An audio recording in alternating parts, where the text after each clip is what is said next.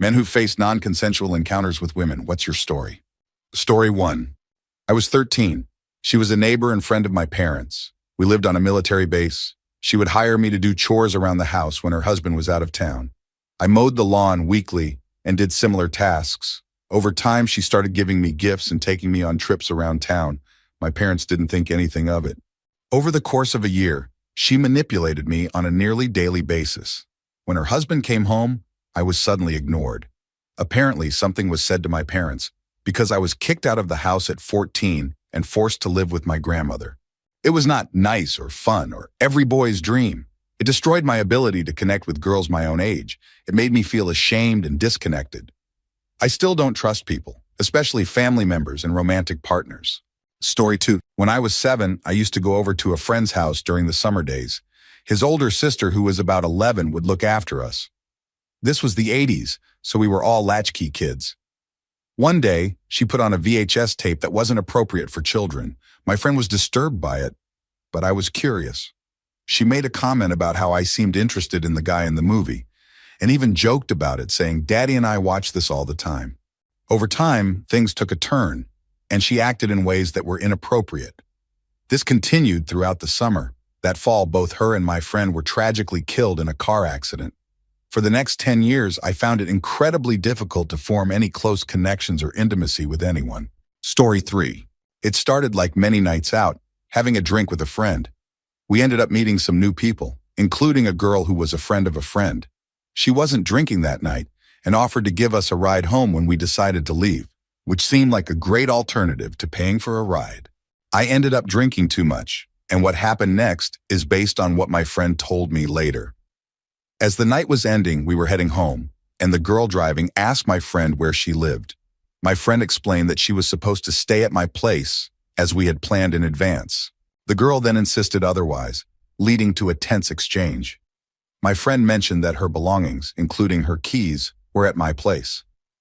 The girl responded by demanding an address or threatening to drop us off on the spot. I was completely passed out in the back seat, unresponsive. My friend gave an address where she knew she could find a way in and tried to contact my roommates, but no one responded. I woke up the next morning alone, confused and disoriented. Story 4. I was a freshman in college, and my roommate and a couple of friends were going to a sorority date event. It's the type of party where you have to be invited by a member of the sorority to attend, and each member can only bring one date. I knew some girls in the sorority and asked if anyone was looking for a date. I ended up getting set up with someone I hadn't met before. I checked her out on social media, and although she wasn't exactly my type, I was just happy to get an invite. We hosted a pregame at my dorm, with about 10 other people joining us before the event. She arrived late, and I was already drinking with my friends when she got there. I offered her a drink, but she said she was sticking to water that night, which was fine by me. However, she didn't seem interested in talking to anyone, even the friends she already knew, which gave me a weird vibe. As the night went on, I was probably about a 7/10 in terms of drunkenness. Not out of control, but definitely feeling it. Since we were underage, we knew we couldn't drink at the venue, so most of us had a plan to drink beforehand. Just as I was about to lock up and leave for the event, she suddenly asked for a shot. It seemed strange that she wanted to drink now, when everyone else had already left, but I thought maybe she had changed her mind. She poured 2 shots, one for me that was very full and one for herself that was barely half full. She handed me the full shot and said, "Cheers." Despite my better judgment, I took the shot, and she poured another round in the same way. I ended up taking the second shot too, even though I knew I shouldn't have, and I was now on the edge of blacking out while she was still mostly sober. At the event, I vaguely remember her dancing and getting very close to me, which made me uncomfortable. I apologized for being too drunk and told her I was heading home, suggesting she should stay and enjoy the night with her friends. But she insisted on walking me back to my dorm, saying she was ready to leave too. Once we got back to my place, I just wanted to crash, but she insisted that I couldn't go to my room because my roommate was supposedly planning to hook up with someone there. She even took my keys and said I had to stay in her room. I was too out of it to argue and ended up going with her since I had no other choice. When we got to her room, all I wanted to do was sleep. I crashed on her bed, and at some point, I woke up to her trying to do something I wasn't comfortable with. I was barely aware of what was happening and tried to tell her to stop. Eventually, I was able to push her off and move to her roommate's bed to sleep. Early the next morning, I found my keys, snuck out, and went back to my room. My roommate wasn't even there. He had gone to his date's place, so everything she said was a lie. Looking back, it's clear she intentionally got me too drunk to make decisions for myself. I feel fortunate that I was able to physically get out of that situation, and it made me think about how difficult it must be for others who aren't able to do the same. Story 5. I had an experience at a party when I was younger that still sticks with me. I was drinking, and there was a girl there who had previously tried to get close to me, but I wasn't interested because she wasn't my type. We were hanging out, and I remember bits and pieces of being in a car with her. At one point, I woke up in my car, confused, because I knew I hadn't had more than 5 drinks. I was trying to pace myself since I planned to drive home. Later, I found out that at some point during the night, she had given me a drink that was tampered with. It had something added to it that I didn't know about. Some of our mutual friends thought it was a joke, but I didn't see the humor in it at all. It took me a long time to fully come to terms with what happened. This happened when I was 19, and now I'm 35. I've distanced myself from that group of friends and haven't been in contact with them for a long time. Looking back, it was 2005. And unfortunately, situations like this weren't taken as seriously as they are today, at least where I was living at the time. To make matters worse, the person involved kept contacting me afterward, even making up stories to get my attention, including a false claim that she was pregnant just to keep me talking to her. That conversation ended when she admitted she was lying and just wanted to make sure I was okay. Now I'm in a much better place in life. I have a great wife and a fulfilling career, and I've moved past that difficult time. I was honestly surprised and comforted to hear from others who went through similar situations. It made me feel less alone. Story 6. I have a friend who happens to be gay. He's smart, fun to be around, and generally considered very good looking. He's on the shorter side, around 4 inches or 5'5", though I think he sometimes wears lifts. Despite his height, he has such a big personality that you don't really notice. One thing I only recently picked up on is that he seems very nervous around women, especially if they are taller or have a bigger build than he does. When I asked him about it a couple of times, he just brushed it off as no big deal. Eventually, he opened up to me about something that had happened to him. He confided that he had been in a difficult situation at a party where a woman had taken advantage of him. She was taller and heavier, and with the help of a friend, they made him feel trapped and powerless. He had gone upstairs during the party, and that's where the incident occurred. I asked him why he never reported it to the authorities, and he said he didn't think they would take him seriously. From what I understand, he may have tried to seek support from the crisis center at his college, but it seems like they didn't offer him the help he needed. The experience clearly left a mark on him, and it explains why he feels so uncomfortable around certain women. He doesn't really talk about it much, and I only learned about it because I happened to press him on the issue. It's heartbreaking to think about what he went through and how it continues to affect his life. Story 7. When I was around 18, 20 years old, I was still living with my parents. They went away for the weekend, so I planned to spend it playing games and having some drinks. On Friday evening, a woman in her 40s who was renting an apartment from our neighbors texted me, asking if I wanted to watch a movie. We had chatted a few times when we ran into each other outside, so I thought it might be nice to have some company. She came over and brought some wine. As we watched the movie, I gradually got more and more drunk, and every time I came back from the bathroom, my glass was filled to the brim. Eventually, I was completely intoxicated, and suddenly we were both in the bathtub without our clothes on. I can't remember if anything happened there, but the next thing I knew, I was in my bed, still undressed, with her sitting on the side. I remember mumbling something like, "I think it's time for you to go home." But she put her hand under the blanket and asked, "Do I really have to leave already?" She then got undressed and got on top of me while I felt like I was in some kind of out-of-body experience. I barely remember moving or feeling anything except the room spinning around me. Afterwards, she gave me a quick kiss and left. It wasn't until years later, when I wrote about it in an online thread, that I fully realized how uncomfortable and wrong that situation actually was. Story 8. I had a date that ended with us going back to her place to watch movies, smoke some weed, and have a few drinks. To this day, she was one of the most beautiful women I'd ever met, and I didn't want to rush anything. I remember having just one drink, but suddenly I felt extremely lightheaded and everything became blurry. I only remember coming to for a moment in a daze with her on top of me, and then I passed out again. The next day, she acted like everything was great and told me she was happy about what happened. I didn't respond to her after that, and I immediately went to get tested for any health concerns. Thankfully, everything came back clear, and she wasn't pregnant, so I was relieved. But the fact remains, I definitely did not consent to any of it. Story 9. My junior year of college, I went to a party at a different school and ended up getting blackout drunk. I was a 210-pound rugby player and powerlifter, so I thought I could handle my alcohol. I had been drinking heavily all day when we arrived at a friend's place, and I was already fading in and out of consciousness. At some point, a girl helped carry me to her place while I was barely awake. I later learned that she had practically dragged me, a 200-pound guy, almost a mile back to her place. When I woke up in the morning, I was disoriented. I had my shirt on, but no pants or shoes. And there were signs that something had happened that I couldn't fully remember. I was in a relationship at the time, and I felt terrible about the situation, especially since others at the party thought it was funny and even took pictures. I couldn't bring myself to tell my girlfriend because I didn't think anyone would believe my story. It was disheartening to see how often this kind of thing gets brushed off, particularly when it happens to guys. Story 10. When I was 7 years old, I had a sleepover at my friend's house. His older sister, who was around 13 at the time, woke me up in the middle of the night and led me to her room, locking the door behind us. I remember feeling uneasy about it, wishing the door had been left open. She took me to her bed and made me take off my pants, initiating contact that made me very uncomfortable.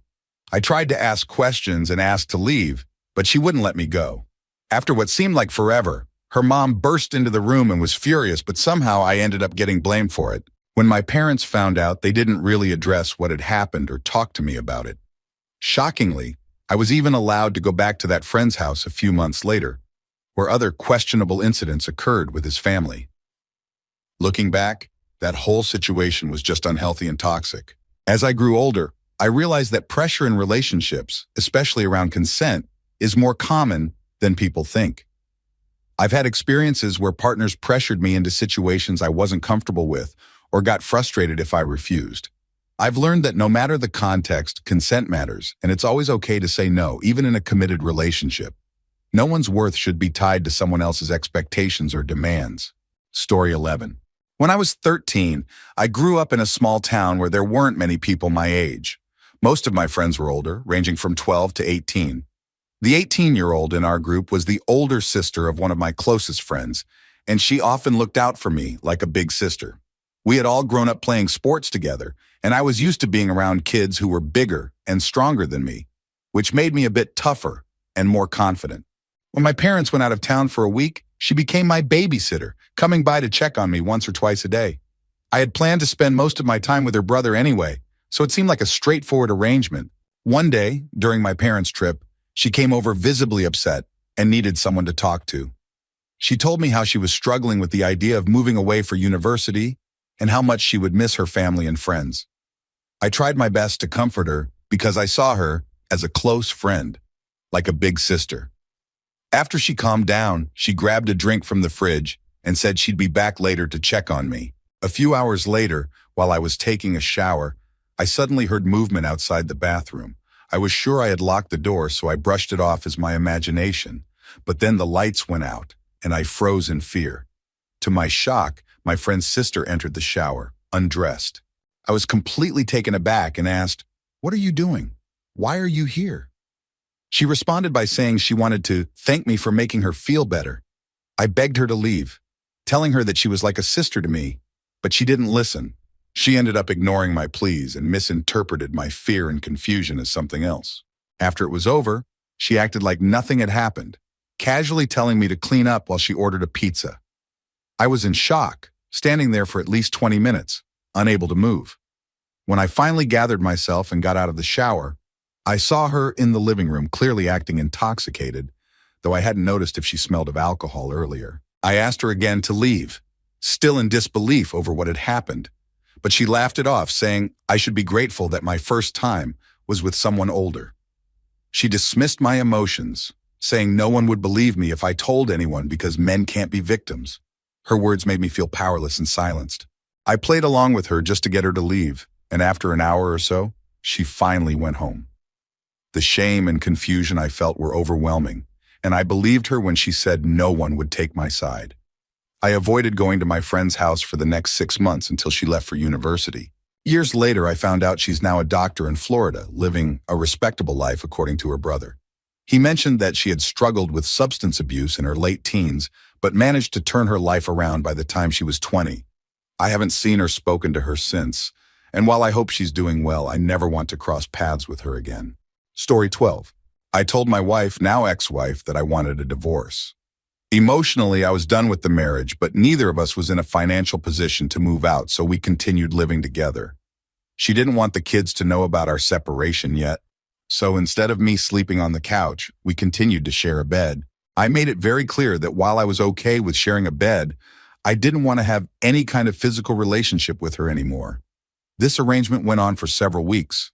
At that time, I was struggling with depression and was taking a combination of Tylenol PM, Benadryl, and NyQuil every night to help me sleep. One night, I took about 15 Tylenol PMs and Benadryl, followed by some NyQuil. I nearly passed out in the shower, but managed to get into bed completely out of it. The next morning, I woke up to her talking about how great last night was. I was confused because I didn't remember anything. She then told me that we had been intimate the night before. She said she asked if it was okay, and that since I didn't say no, she went ahead. I didn't say no because I was barely conscious. I wasn't speaking or even aware of what was happening. I reminded her that I had already told her I didn't want that kind of relationship anymore, but she brushed it off, saying that it was no big deal because we were married and that I enjoyed it, so it shouldn't matter. Not long after that incident, I hit a low point and ended up attempting suicide. Not necessarily because of that specific event, but it certainly contributed to my state of mind. After being released from the hospital, I left for good. I confided in a few friends, telling them that I thought what happened to me was wrong, and they agreed that my boundaries had been violated. During one argument with my ex over text, while going through the divorce, I brought up what had happened. She dismissed it, saying I was exaggerating and that it wasn't a violation, accusing me of making light of real victims' experiences. Story 13. When I was about 18, in my first year of university, I was getting ready to go out to a bar with a group of friends. Like many students, we were pre-drinking to save some money, and I ended up drinking way too much, finishing off a bottle of Jaeger by myself. I completely blacked out before we even left to go out. The next thing I remember is coming to my senses around 4 a.m., waking up in a random dorm room with someone on top of me. As my vision cleared, I realized it was a very close friend of mine from our group. Up until that point, we were just good friends with no signs of anything romantic or physical between us. When I woke up and seemed confused, she quickly got off me, covered herself, and suggested that I leave. The way she reacted made me feel like I had done something wrong, even though I didn't understand what had just happened. I stumbled back to my own room, still dazed and unsure of what had taken place. Even though I know I didn't consent and couldn't have in that state, I feel conflicted about the whole situation. It's strange because I don't feel deeply hurt by it. Instead, I just feel very neutral and confused about what it means. Story 14. It was a Halloween party after college, and I ended up getting way too drunk, eventually passing out on a table. We were at that one friend's house that always seemed like the perfect spot for a never-ending party. I hadn't seen this friend since college, so aside from a few familiar faces, there were lots of people I didn't know. Since I had a decent job by then, I bought a lot of the alcohol and drank more than my fair share. It must have been around 3 or 4 in the morning when I started to become aware of what was happening. I was still very intoxicated, to the point where I probably couldn't stand if I tried. I felt hands on my chest gently massaging me, and as I started to come to, I realized someone had been touching me for a while. I tried to roll over, but whoever it was rolled me back onto my back. Then I felt someone begin to unzip my pants. I was still groggy and couldn't fully comprehend what was happening, but I mumbled something like, "No, I'm too drunk." I remember feeling a sense of panic when someone ignored my words and continued. I felt them climb on top of me and I tried to push them off, but I was too out of it to resist effectively. I heard a voice say, "It's okay, I'm going to take care of everything." And from that, I realized it was a woman. She continued, despite my attempts to get her to stop. I was aware we weren't using any protection, and I was trying to resist, but I kept drifting in and out of consciousness. After she finished, she left me there without even covering me up or pulling my pants back up. The next morning, I woke up alone, still in shock over what had happened. It was a confusing and disorienting experience that I still struggle to make sense of. Story 15. This story is about my wife's friend. He was at a party where a girl seemed to be following him around all night. He tried to enjoy the party and had quite a bit to drink. When he was ready to call it a night, he decided to crash in a friend's bed. He woke up around 4 in the morning to find the same girl from earlier on top of him. He immediately pushed her off and caused a commotion that woke up the entire house. Without hesitation, he called the police. And while they were waiting, she stood there laughing as if it were all a joke. When the police arrived, the girl claimed that he had assaulted her. What she didn't realize was that he is openly gay, and everyone at the party knew it. The whole house confirmed that he was not interested in women. As a result, she was arrested, but unfortunately it turned out that she became pregnant. She ended up serving time, and when the child was born, he took full custody of his son. It's been 9 years now, and he continues to raise his son with love and care while also receiving child support from her. Story 16. When I was 8 years old, I went through a very difficult time. I was mistreated and hurt by my older stepsister, who was about 15 or 16 at the time, and this went on for nearly a year. During that year, I tried to tell my mom and stepdad about what was happening, but they didn't believe me. They even laughed it off, acting like it was nothing, which made the experience even more painful and isolating. One night, while we were staying at my great-grandma's house, I couldn't keep it to myself any longer. I woke her up in the middle of the night crying and telling her everything I was going through. She was the first person who actually believed me and took my situation seriously. Thanks to her, my stepsister was held accountable for her actions and ended up being placed in juvenile detention for about 8 months. After she was released, my great-grandma and great-grandpa took me in and raised me, giving me a safer environment to grow up in. My relationship with my mom is still strained because of everything that happened and the way she responded when I needed her most. It took years of therapy and a lot of support to work through the pain and trauma of those experiences. Now, at 22, I'm in a much better place, but it was a long journey to get here. Story 17. At the time, I was devoutly Mormon and dating a girlfriend who was not. She wanted to move our relationship to the next level, but I wasn't ready for that and wanted to wait until marriage. As our relationship progressed, she began to say things like, "If you loved me, you would do this for me," making me feel guilty for not wanting to go further. One day, while we were making out, things escalated quickly, and before I could fully process or stop what was happening, it was already too late. When it was over, I felt completely overwhelmed and walked out of the room. The rest of that day was terrible. I didn't want to be near her or even be alone with my own thoughts. I felt like I had let down my family, my church community, and my beliefs. It took me a long time to work through the feelings of guilt, and leaving the Mormon church eventually helped me to heal and put things into perspective. Even though I still struggle with trust and intimacy because of that experience, I'm grateful to have a wonderful partner now who is understanding and has been a huge positive influence in my life. Story 18. When I was about 18, I lived on my own and had been talking to a girl online for years. We finally decided to meet up in person after talking about spending some time together. I believed everything she told me about how she looked, and I had expectations based on that. When the day came and she arrived, she looked very different from how she had described herself. Despite my initial surprise, we still had a good conversation and got along well. I knew where things were headed, and I wasn't comfortable with it, but I tried to avoid any conflict. As the night went on, she made it clear that she wanted to take things to the next level. I tried to go along with it at first, reminding myself of the promises we had made during our conversations. She kept saying, "I want you to be my first," but eventually I couldn't do it. I told her that she deserved someone who would genuinely appreciate her, and we both agreed not to go through with it. I decided to sleep on the couch. Later that night, I woke up to find her on top of me, ignoring my protests. I told her no, but she didn't listen. I felt trapped and didn't know what to do, so I just waited for it to be over. Afterward, I felt a deep sense of shame, guilt, and confusion. The memory of that night stayed with me, even down to the smell of her perfume. Today, I'm 32 years old, married, and have 2 kids. I recently told my wife about what happened for the first time, and sharing it has helped me realize that I wasn't alone in how I felt. For the longest time, I struggled with feelings of shame and confusion. But talking about it and understanding that others have gone through similar experiences has helped me make sense of why I felt the way I did. Thank you for letting me share my story. Story 19. When I was in college, around 21 or 22 years old, I had just started dating a girl who ended up being my girlfriend for a little over 5 years. One night, I went out to the bars with a friend of mine, and we had a couple of drinks while meeting up with some other people. We ran into a mutual friend from freshman year, a girl who had shown interest in me back then. She bought us drinks, and that's where my memory of the night gets hazy. I distinctly remember having only about 4 drinks over the course of a few hours, which shouldn't have been enough to affect me so strongly, especially since I was used to drinking more.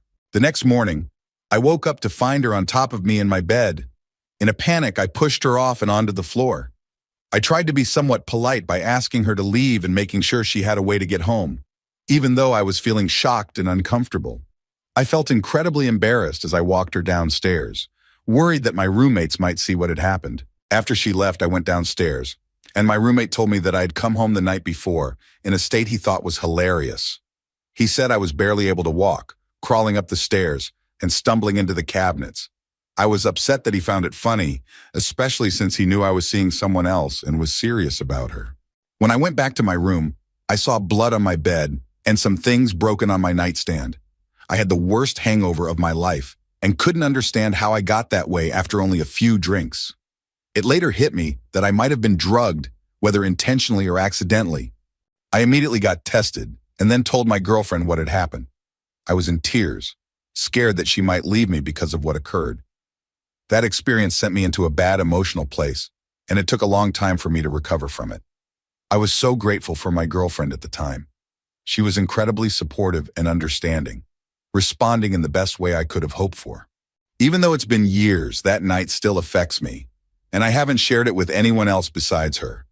It continues to mess with my head when it comes to trusting people in relationships, but knowing that someone was there for me during that difficult time made all the difference. Story 20. I was going through a really tough time in my life. I was a single father, struggling financially, and my social life was in shambles. I was feeling extremely lonely back then. I had a good friend who was a coworker, and he rented a room from a guy who was the typical tough guy stereotype, diesel truck, loud parties, and all. We would hang out at his place sometimes. His girlfriend, who he didn't treat well at all, was someone I had a huge crush on. She was smart, successful, and beautiful. One night, I ended up getting really drunk at their place. That night, she and another woman took advantage of me while I was in that state. They pinned me down in the bathroom and took off my pants. I was drifting in and out of consciousness, so I don't remember everything that happened clearly, but I know they didn't respect my boundaries. I remember trying to resist, but I wasn't able to stop them. Before that night, I thought she was absolutely amazing, but after what happened, I couldn't see her in the same light. She became someone I didn't want anything to do with anymore. I have no idea who the other girl was, but they seemed to work together as a team. Story 21. This experience haunts me to this day. I have epilepsy and suffer from Tourette's-induced tonic-clonic seizures. During these episodes, I'm still conscious, but my body convulses uncontrollably, and it can be extremely painful. I was engaged at the time, and one night while sitting in bed, I started having an episode. My arms and legs began to jerk, and I felt a splitting pain in my head. To my shock, my fiancée seemed to become excited by my condition and started touching me inappropriately, trying to get a reaction from me. When I asked her what she was doing, she just said that she had been waiting for this moment. I asked her to stop, but she didn't listen. I was in immense pain, my head thrashing against the headboard, and I was too weak to fight back. Despite my protests and attempts to push her off, she just brushed my arms aside, laughing as she did so. I felt completely powerless, trapped in my own body while someone I loved disregarded my pain and suffering for her own pleasure. Afterward, I was left in the bed, unable to move or leave, feeling utterly broken. She even laughed at my tears, telling me to stop crying. Despite what happened, I went through with the wedding that was planned for the following Thursday, a decision that still fills me with shame. Thankfully, the marriage didn't last long. I divorced her within a few months, but even though I moved on, I can never forget or forgive her for what she did. It's something that has stayed with me, a memory that I struggle to come to terms with even now. Story 22. I was struggling with mental health issues, a lack of self-confidence, and major depression. I was at a very low point in my life when I started dating a girl who seemed great. She was supportive and understanding of my struggles. I didn't want to rely on her too much, so I made sure I wasn't dependent on her even though she was a big help. At first, Our relationship was going well, including the physical side of things. But after a couple of months, something in her changed. She became very demanding about intimacy, and even though I often wasn't in the mood, I felt pressured to go along with it for her sake. It got worse to the point where I would say no, repeatedly, only to eventually give in after hours of her persistence. I started sleeping with my clothes on and making excuses to avoid seeing her. When I tried to end the relationship, she manipulated my mental health against me, saying things like, "It's just one of your moments. Everything is fine," or "You're just afraid you'll hurt me." We both went to the same college, so I saw her all the time, and she continued to guilt me into staying with her. One day during an argument in the college cafe, she started loudly shouting very personal details of my life, things that cut me deeply. Overwhelmed by anxiety, I screamed that she had hurt me on multiple occasions. She said nothing and ran into the bathroom. I broke down in front of a crowd of our peers, having a panic attack while everyone just stared. The incident was reported to the college and I was suspended for a month. Even though I talked to the police about it, my college pressured me into not pursuing the case further. Most of the faculty still see me in a negative light because of that incident, and only my closest friends have stood by me through all of this. Story 23. This story involves more coercion than outright force. It was with a friend from college who I reconnected with a couple of years after we graduated. She had crossed boundaries before, which is why I had distanced myself from her after once waking up to find her in my bed in her underwear when she was supposed to be sleeping downstairs. When we reconnected, I tried to give her another chance because I was feeling lonely and didn't have many reliable friends at the time. One night, we were at my apartment drinking together, or at least I thought we were both drinking. The next morning, I realized her glass was still full, while I had nearly finished a whole bottle of wine by myself. She started kissing me, and even though I wasn't really into her, I let it continue because I was lonely and thought, maybe this is okay. She kept asking to take things further, and I said no multiple times, but she kept pushing until I eventually gave in. The next day I felt uneasy, but I couldn't figure out why until I talked to a friend who told me that what happened sounded like coercion. It took me a long time to come to terms with it, especially since it didn't feel as violent or clear-cut as other experiences. But I eventually realized that the only reason I went along with it was because I felt like I didn't have a choice. What made it even harder to process is that I had previously been through a traumatic experience when I was 15, so to have something like this happen again in my own space was difficult to deal with. I'm still working through it in therapy years later. Story 24. After high school, I moved into a house with a group of friends. We decided to skip college and rented a big place where we hosted lots of parties. One night, after drinking heavily, I went to bed early to crash. A girl who was at the party came into my room, saying she needed to hide out because someone was making her uncomfortable. I was half asleep and told her to make herself comfortable, thinking nothing of it. I have hazy memories of her climbing into bed with me, but I fully woke up to her on top of me. Initially, I was shocked, but also felt a confusing mix of emotions because at the time, I thought I might be into dominant women. That thought faded quickly as I tried to push her off and she wouldn't stop. I had to physically force her off of me and then kicked her out of my room. It wasn't until the next day that I fully realized how serious the situation was, that I had been taken advantage of by someone who seemed intent on using me. Later, she started spreading rumors that I had hurt her. But fortunately, everyone at the party knew me well enough to know she wasn't telling the truth. The situation really messed with my head. I got checked for any health concerns and installed a lock on my door afterward. But I didn't go to the police because I didn't think anyone would take me seriously as a man reporting this kind of situation. My friends made light of it, but for me, it left a lasting impact that took time to process. Story 25? I'm not sure how many people will see this, but I've been looking for an outlet to share this for a while. It all started with my ex-girlfriend. We began our relationship as casual partners, so the focus was mostly on the physical side of things. A few months in, I told her that I was starting to develop feelings for her. At first, she seemed hesitant and almost ended things, but the next day she decided that we should make our relationship official. As time went on, I went through some personal struggles. I got sick, my anxiety worsened, and I even fell into depression. I had to have surgery, started going to therapy, and got on medication. During all of that, my interest in intimacy just faded. It wasn't because I didn't love her or find her attractive. I did. I just realized that physical intimacy wasn't as important to me, and I was honest with her about that. But she didn't take my feelings seriously and became very manipulative to get what she wanted. One of the most direct ways she did this was by trying to get me drunk. Every other night, she'd start drinking and try to convince me to join her, specifically so we could be intimate. I'm not much of a drinker, so I usually declined or just had one drink at most. Whenever she did have a little to drink, though, she'd start forcing herself on me, kissing me and touching me in ways I wasn't comfortable with. No matter how many times I said no, she wouldn't stop until I physically got up and pulled away. Those nights often ended with her in tears, and I'd have to console her while she cried, asking why I didn't find her attractive or love her anymore. Sometimes it wasn't just about the alcohol.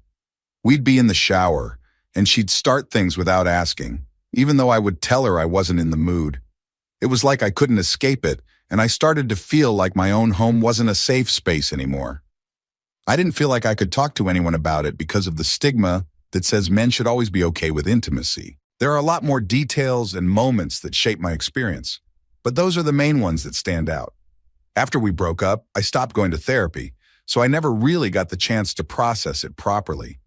I hope sharing this here helps, even if just a little, and maybe it will help others realize that their feelings are valid no matter what society might say. Story 26. I was at a party with some new friends.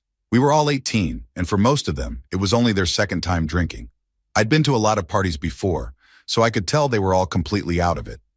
The only people who seemed to be somewhat in control were me and the party host. Around 10:30 p.m., I went outside to grab some more drinks from the cooler, and I decided to lay down on a table to look up at the lights on the gazebo. While I was lying there, a friend came outside, sat on top of me, and started trying to make out with me. I hesitated at first because I knew that since we were both drunk, it wasn't the right thing to do. But eventually I gave in and we kissed for a bit. After a few moments, I thought it might be a good idea to record the situation on my phone, just in case anything happened later.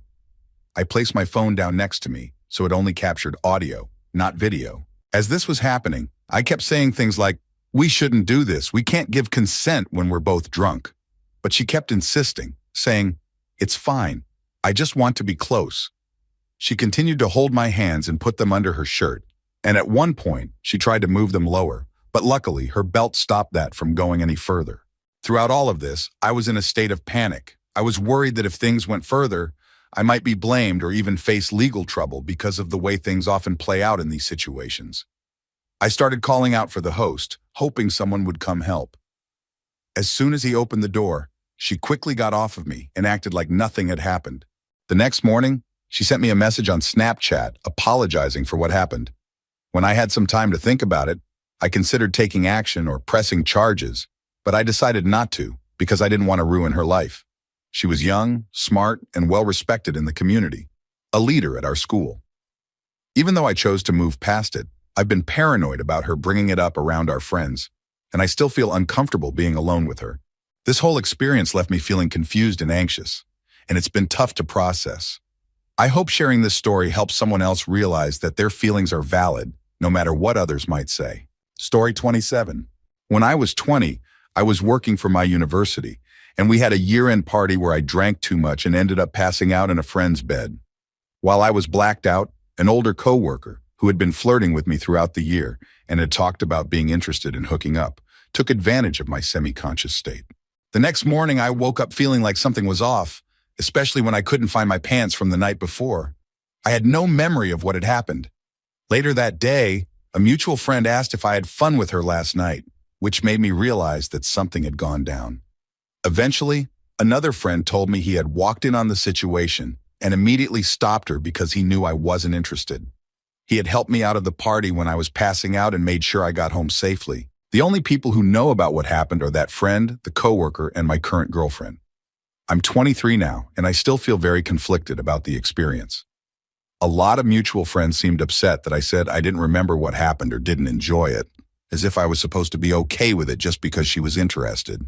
Since that night, I've struggled with intimacy and what actually happened. I never really considered it to be a serious violation because I knew she didn't have any malicious intent. But I do wish I hadn't been put in that position or that I was able to clearly say no. It's left me feeling weird and uncomfortable, and I haven't really talked about it much since then. I'm grateful for my friend who intervened that night and for my current girlfriend, who's been very supportive and understanding.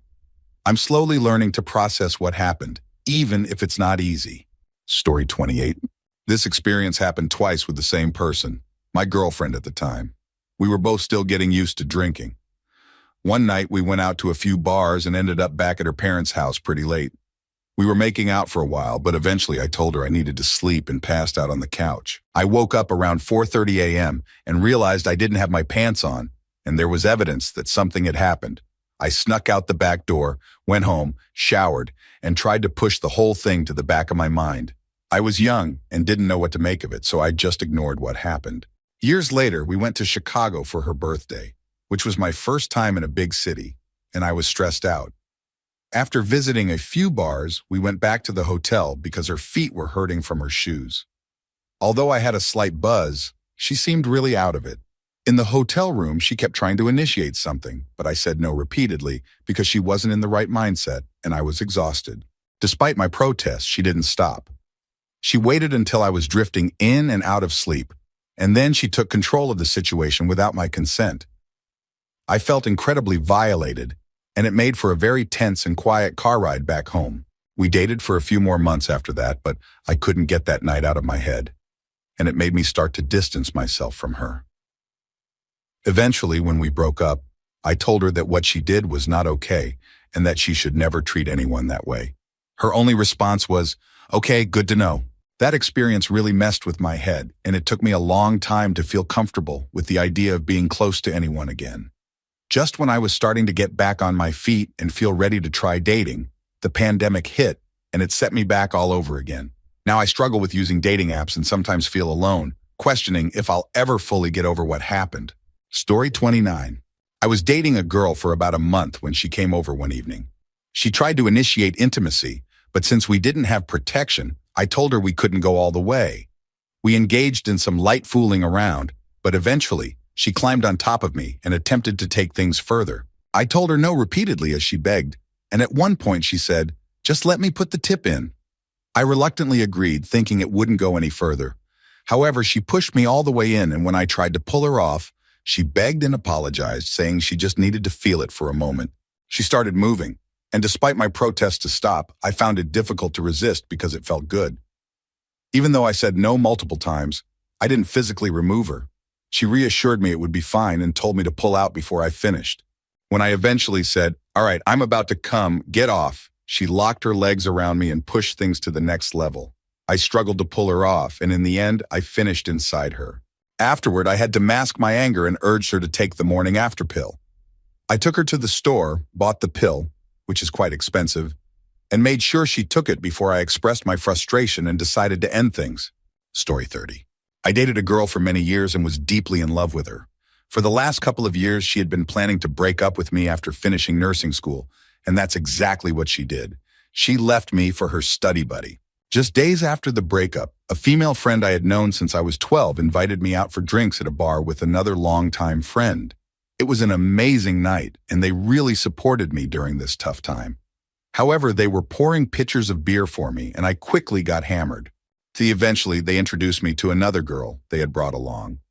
But by that point, I was already quite intoxicated. I felt bad for saying this, but she was not attractive. Her appearance has always stuck in my mind as resembling a character from Star Wars. Despite my reluctance, they encouraged me to go make out with her outside. I was close to blackout drunk at that moment. All I remember is that she was very aggressive and bit my lip hard enough to draw blood, then left. After that, my two friends told me she was waiting in her car to take me home. It's important to note that she was completely sober. This felt premeditated. During the drive home, we talked a lot about sex, and I found myself sharing details about my past relationship, which felt weird but somehow made sense in the moment. When we arrived at my apartment, I suddenly found myself in the back seat of her car, and before I knew it, she was giving me a blowjob. Then she leaned back, opened her legs, and tried to pull me into performing oral sex on her. I typically enjoy returning the favor, but I found her very unappealing. When I objected, she pushed me back on the seat and mounted me, beginning to ride me. I felt angry with myself for being aroused despite my objections. I yelled at her to stop, but she wouldn't listen. Eventually, I managed to shove her off, got out of the car, and ran to my apartment. I washed myself with shampoo, soap, rubbing alcohol, anything I could find, while crying uncontrollably. I felt utterly betrayed by two of my oldest friends for putting me in that situation. To make matters worse, I later discovered I contracted chlamydia from her. Thankfully, it was easily treatable with a single pill, but the experience was terrifying and deeply unsettling. Story 31. I had been dating a girl for a few weeks, and since she lived a bit of a distance away, it took us some time to reach the third date. One night, she stayed over at my place and brought some vodka with her. She ended up drinking significantly more than I did, and her behavior became very physical to the point where I suggested we just go to bed, hoping she would calm down. Once we were in bed, she climbed on top of me and started undressing and kissing me. However, things took a turn when she began to bite and scratch me quite hard, especially on my neck, chest, and shoulders. I kept asking her to stop, but it felt like she didn't hear me.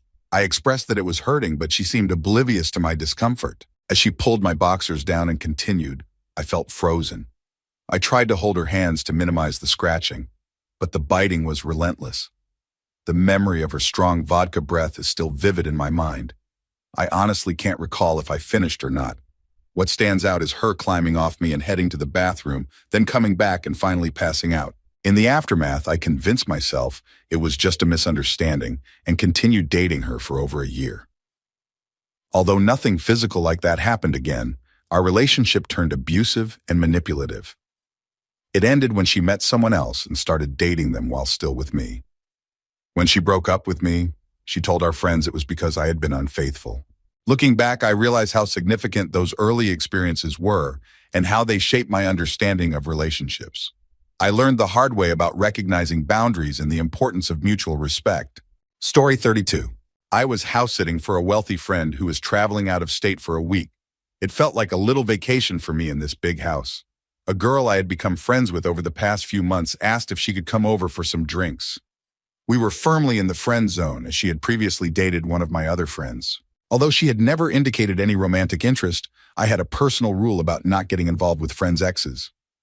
That night, I had a double shot of rum and coke, a drink I enjoyed regularly without issue. About 15 minutes into the movie, I started feeling really sleepy. I apologized for being a poor host and suggested I might just take a quick nap to recharge. The next thing I remember was waking up around 11 p.m. in a different room, completely naked and engaged in an intimate act. It took several moments for me to regain my senses and understand what was happening. I pushed her off and told her I needed some water. I ended up sitting on my friend's back porch, naked in the snow, drinking water and trying to process everything. She came outside and casually told me to come back in. With a laugh, she revealed that she had crushed 2 bars of Xanax and a barbiturate and mixed them into my drink. I was shocked and immediately stopped talking to her after that. It took several days for me to discuss it with my friend. A nurse friend later told me that she could have easily harmed me seriously, and ironically, the fact that she did what she did likely saved my life in some way. Had I been left on the couch, I might have stopped breathing. This experience left me with lasting effects. For a few years, I couldn't order a drink at a bar unless I could see it made in front of me. I developed major trust issues and went from being the life of the party to being afraid to drink with anyone other than my family. Story 33. I had a couple of experiences that left me feeling pretty uneasy and affected my perspective on intimacy. The first was when a friend of a friend came back to our place after a night at the pub.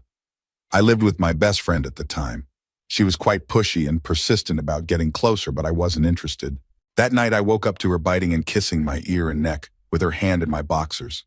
I immediately told her to stop, and she ended up sleeping on the couch. The second experience was a date I had from Tinder. We went back to mine after a hike, and we both got pretty drunk. She kissed me, which I was fine with, but I had mentioned that I wasn't ready to take things further and wanted to wait for a few more dates. However, she kept trying to push the boundaries, and I felt immense pressure. Eventually, I caved in, feeling like I had to go along with it, which I now regret. When it didn't go as planned, I couldn't get aroused because of the nerves and pressure, and she made me feel really bad about it afterward. This experience has impacted every sexual encounter I've had since, making me feel anxious and unsure. While I wouldn't label either of these experiences as outright rape, they left me feeling dirty and ashamed. I've only shared this with a couple of my closest friends because I feel embarrassed about getting into those situations. It's a serious matter, and experiences like these, regardless of how they play out, can significantly affect your mental state. Story 34. When I was 13, I was staying at the house of a friend who was one of the few people I felt close to at the time. She had a crush on me, which I didn't reciprocate. My mom was in the hospital recovering from major brain surgery, and I was there to help ease things for my dad. For the first couple of days, everything felt normal, but soon she began pressuring me into a relationship. I repeatedly tried to change the subject and say no, but she would not take no for an answer. That night, she threatened me, saying that if I didn't comply with her wishes, she would tell her parents that I had acted inappropriately towards her, potentially causing problems for my family while my mom was in the hospital. In that moment, I found myself apologizing to her, although I didn't fully understand why. The situation only stopped when her older sister walked in, forcing her to come up with an excuse. A few weeks later, I tried to confide in a school counselor about what had happened. Instead of support, I was dismissed, with the counselor suggesting I was lying and acting out due to my mom's situation. They didn't even contact my dad. As someone on the autism spectrum, I felt isolated and trapped. I couldn't bear the thought of being alone and allowed the abuse to continue throughout 8th grade. Eventually, I found a true friend who helped me escape that situation. Unfortunately, that girl went on to abuse others by the time we graduated high school. Reflecting on it now, I feel anger towards that middle school counselor for not believing me and for the lack of support when I needed it most. Story 35. I had a buddy who was dating a woman in an open relationship. She had a partner and kids but was a petite mechanic, which piqued my interest. One night we went out drinking at the bars, and she quickly began flirting with both of us. My buddy had mentioned that their only boundary was that she couldn't have sex with any of his friends. As the night went on, my buddy disappeared, and I found him in an alley behind the bar, crying and leaning against a tire. Not sure what was going on, I figured he was just drunk, so I helped him to the car. I went back inside to find the woman, hoping to get her to help us. I spotted her on the other side of the bar, flirting with an old fling. I overheard her call him by name, and then saw her kiss him passionately before she walked away. I caught up with her as she rounded the corner and told her what happened to my friend. After that, we headed back to my apartment to get my buddy settled on the couch. I made sure he was okay and then went to my room to crash. She followed me in, shutting the door behind her, and immediately started trying to take my pants off. I firmly told her no, explaining that while I found her attractive, we were clearly crossing a boundary given my buddy's state. Despite my refusal, she persisted, trying to strip me down. I was stunned. I could have overpowered her, but didn't even consider it in that moment. Eventually, she calmed down, and I felt relieved enough to get into bed, thinking it was over. But after about 15, 20 minutes of talking, she suddenly darted under the sheets and began performing oral sex on me without warning. I was taken aback, and in a panic, I tried to pull her off me. In one swift move, she managed to straddle me, and before I knew it, I was inside her. I felt overwhelmed and didn't know how to react, so I went along with it, even though I had reservations. Afterward, she lay next to me, and I asked her if she wasn't going to at least have the decency to hide it from my buddy. The next day, I told him everything that happened, but he left with her anyway.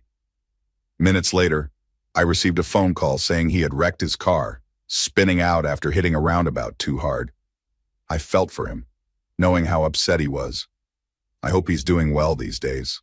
Story 36. I was in a relationship with a woman who initially seemed like a charming, talented hippie artist.